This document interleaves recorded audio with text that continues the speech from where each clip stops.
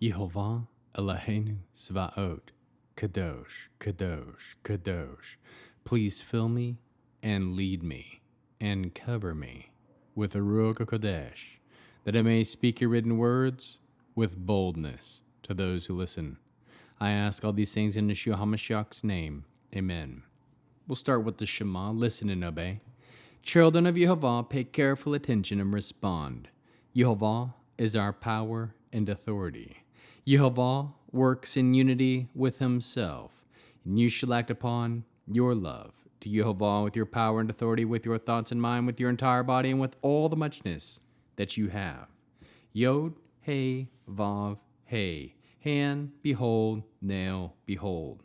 Judges chapter 19.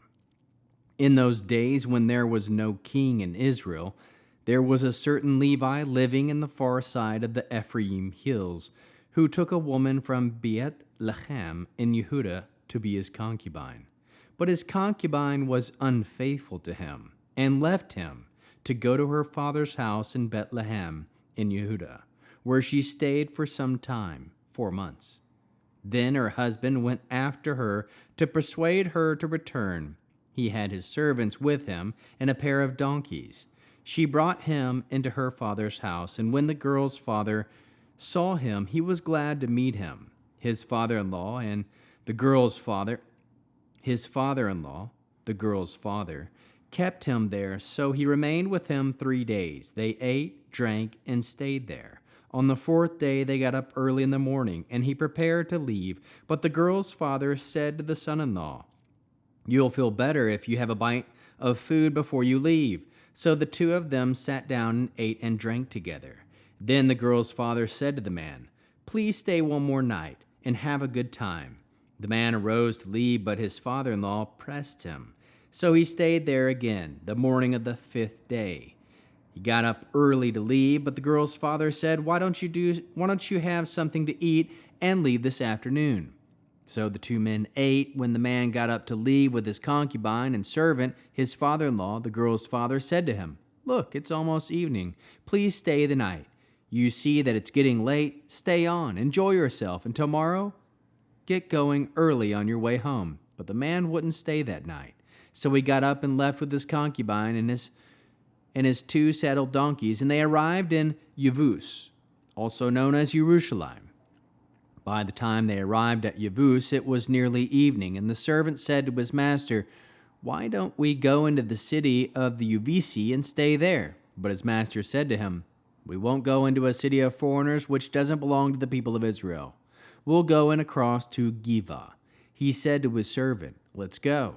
We'll get one of those places. We'll stay in Giva or Ramah." So they went on and kept traveling until the sun set on them near Giva, which belongs to Benjamin. There they turned off the road to go and stay on Giva. He went in and sat down in the city's open space, since no one had offered his home for them to spend the night. In time, at nightfall, an old man came from his work in the field. He was from the Ephraim hills and was staying in Giva, although the residents were of Benjamin. The old man looked up, saw the traveler in the city's open space, and said, "Where are you going, and where are you coming from?" He replied, "We're crossing from Beit Lechem in Yehudah to the far side of the Ephraim hills. That's where I'm from. I went to Bethlehem in Yehudah, and now I'm going to the house of Yehovah. But there's no one here who will let me spend the night in his home. We have straw and food for our donkeys, also bread and wine for me and my concubine, and the boy there with your servants. We don't need anything else." The old man said, "You're welcome to stay with me. I'll take care of anything you lack. Just don't spend the night out in the open." So he brought him home and gave him food for the donkeys. Then they washed their feet, ate, and drank. They were relaxing when suddenly some men from the city, good for nothing, surrounded the house and began beating at the door. "Send out the man who came home with you," they demanded the old man, whose house it was. "We want to have sex with him." The man whose house it was went out and said to them, "No, my brothers, please don't do anything as wrong as this. Look, he's just a guest in my house. Don't do this degrading thing. Here's my daughter, who's a virgin, and his concubine. I'll bring them out. Mistreat them. Do what you want to them, but don't do such a degrading thing to this man." However, the men wouldn't listen to him, so the men took hold of his concubine and brought her out to them. They raped her and abused her all night long. Only at dawn did they let her go. At daybreak, the woman came and fell down at the door at the man's house where her husband was, and she was still there when it grew light. When her husband got up, he opened the door of the house and went out to go on his way. He saw the woman lying there with her hands stretched out toward the door. He said to her, "Get up, let's go." There was no answer.